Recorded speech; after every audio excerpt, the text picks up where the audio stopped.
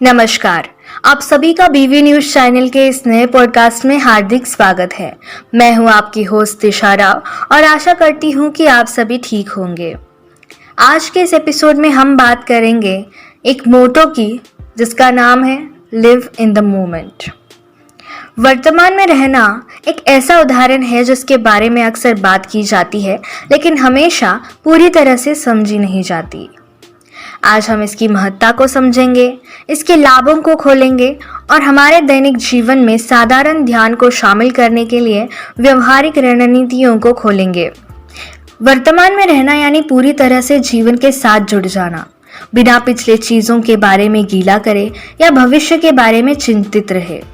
यह हर गुजरते पल की समृद्धि में समाहित होने के बारे में है।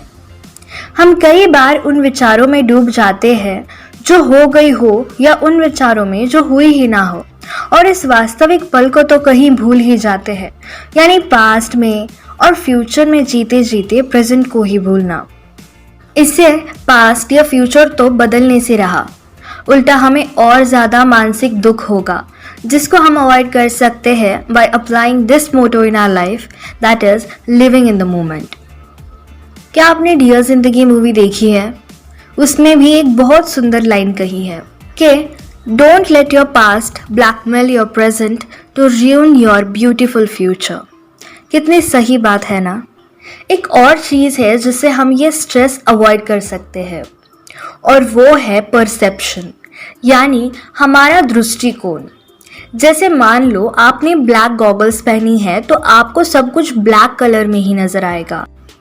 उसी तरह जैसे अगर आप किसी चीज़ों को देख रहे हो और उनके बारे में सोच रहे हो तो वो वैसे ही नज़र आएंगी और बहुत हद तक वैसे ही होगी।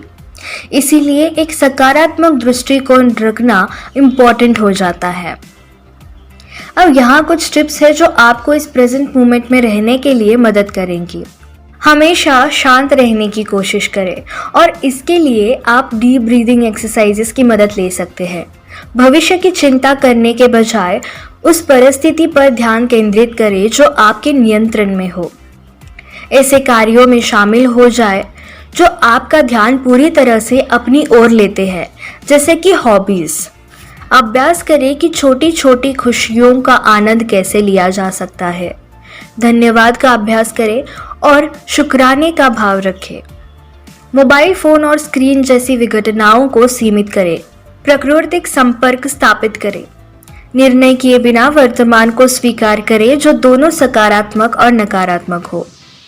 नियमित रूप से ब्रेक्स लें ताकि आप समय का आनंद ले सके और उसे महसूस कर सके।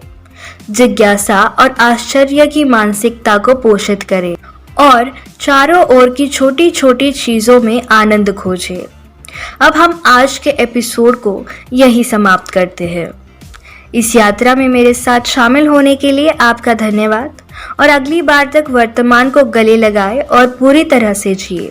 Thanks for watching. Read, discuss and debate with editor Dr. Yan Prashant Rao. Wanted reporters in print, digital and visual media for Bharat Vaibhav Daily Newspaper, BV News Channel and BV Fast Web News from all the talukas of Karnataka. If interested, send your resume to 9482633333.